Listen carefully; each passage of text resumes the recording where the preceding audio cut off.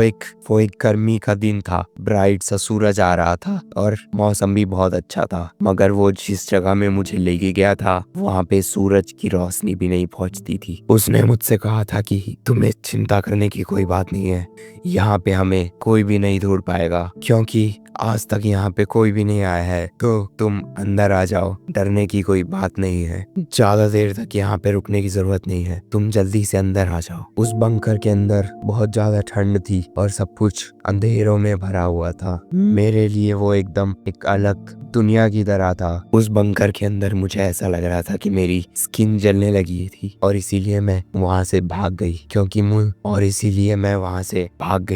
मैं डर गई थी, तुमसे डर गई थी क्योंकि तुम्हारे अंदर की जो डार्कनेस थी वो बंकर के अंधेरे से भी ज्यादा गहरी थी। तो अब जो है हमारी एक्चुअल स्टोरी यहाँ से स्टार्ट होगी, ठीक है? तो लेट्स स्टार्ट।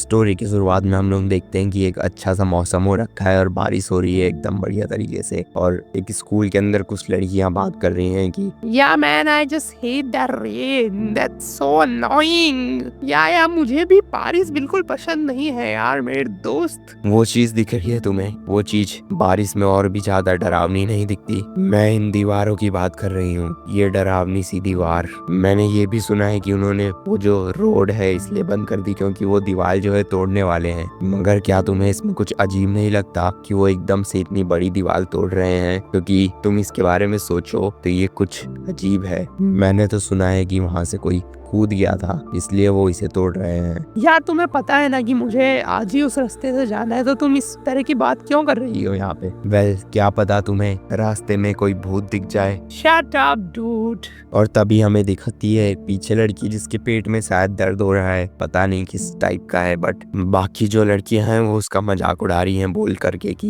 ये पीछे इस तरीके से बैठी क्यों हुई है यार? ये तो एकदम भूत की तरह है। क्या ये वही भूत है जिसकी तुम बात कर रही थी अभी? ओके अब ये जो पूरी चीजें वो सेंस बता रही है, क्योंकि इग्नोर करो यार तुम उन्हें, वो ड्रामा कर रही है मतलब अटेंशन लेने के लिए। ये हमेशा की तरह ही है, मतलब ऐसा इसमें कुछ नया नहीं है कि वो लोग मुझे हेट कर रहे हैं, बट लिटरली ये हर बार बहुत ज्यादा दुख पहुंचाता है। और ये जो जगह है, ये आसपास की दीवारें, इनके इतना ज्यादा पास रहना, यहाँ पे मिलिट्री स्ट्रक्चर, बंकर और ब्लास्ट प्रोटेक्शन वॉल बनी हुई है हर जगह पे, ये थोड़ा अजीब भी लगता है। शायद इसीलिए वो जो दीवार है वो भी तोड़ने वाले हैं क्योंकि वो मतलब किसी काम की नहीं है एंड एकदम यूजलेस है। और फिर हमें दिखाया जाता है कि वो जो लड़की है वो अपने घर जा रही है और वो घर के अंदर आ चुकी है, और घर के अंदर आते ही उसकी जो मॉम डैड है शायद तक उसे घूर रहे हैं, और उसका जो खड़ूस बाप है वो बोल रहा है कि तुम्हें घर थोड़ी देर से आना चाहिए था। But of course dude, school की छुट्टी जल्दी हो गई है तो वो घर जल्दी ही आएगी ना, ऑफ कोर्स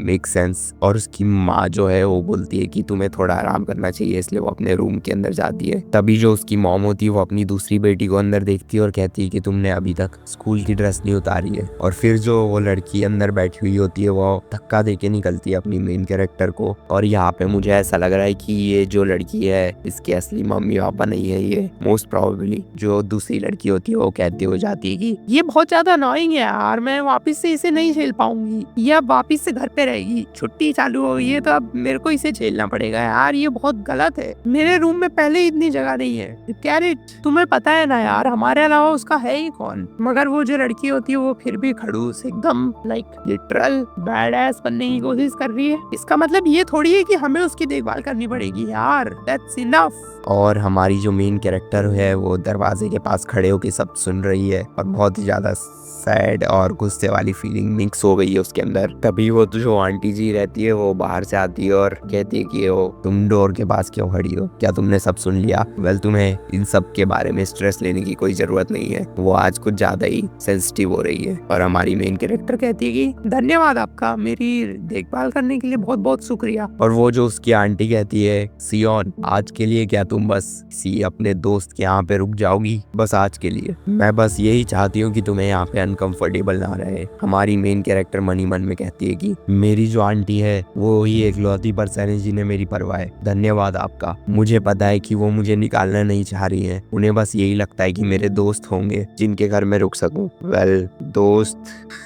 और फिर हमें दिखाया जाता है कि हमारी मेन कैरेक्टर उसी दीवार के ऊपर आके खड़ी हो गई है। वेल, स्कूल में वो जो मजाक कर रहे थे यहाँ से किसी के कूदने का, ये दीवार इतनी भी ऊंची नहीं है कि यहाँ से कूदा जा सके वैसे, मगर वो यहाँ पे कभी आए ही नहीं होंगे शायद तक। वेल, देखा जाए तो। और तभी वो साइड में देखती है और उसे दिखता है एक बंकर।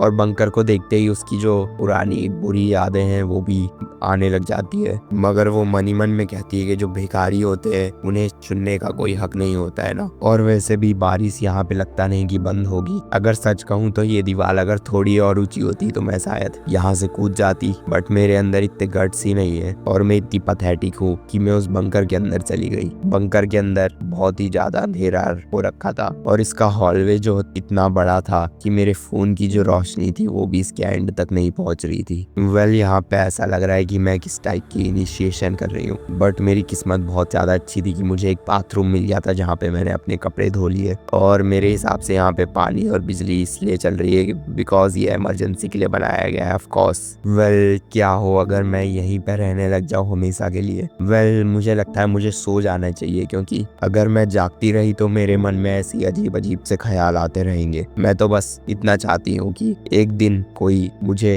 असली में चाहेगा और एक ऐसी जगह जिसको मैं अपना घर कह पाऊंगी। और तभी अचानक से एक आवाज आती है और उसकी नींद खुल जाती है और वो देखती है कि बंकर का डोर जो है खुला हुआ है, मगर वो अपने आप से कहती है कि नहीं, ऐसा नहीं हो सकता, मैंने इसे बंद किया था, मुझे याद है। मतलब इसका मतलब एक ही हो सकता है कि यहाँ पे कोई और भी है। और जैसे ही वो बाहर आती है तो उसके शरीर में जो रोशनी पड़ती है उससे वो पूरी तरीके से एकदम फ्रोज हो जाती है उसी जगह में। और फिर मैंने देखा कि कोई शैडो से आ रहा था और मैं उसे देखकर भागी, क्योंकि जो आदमी था उसके पूरे कपड़े में खून ही खून लगा हुआ था और ऐसा लग रहा था कि वो मेरी ही स्कूल से है, क्योंकि उसने सेम यूनिफॉर्म पहन रखी थी। मगर मैं लेट हो गई और अब मैं इसी के साथ यहाँ पे ट्रैप हो गई थी। और मैंने उसका जब चेहरा देखा तो मुझे याद आया कि ये वही है। स्कूल में सब लोग इससे नफरत करते थे क्योंकि वॉन यॉर्क इकलौता इंसान जिसे मैंने अपने पास आने दिया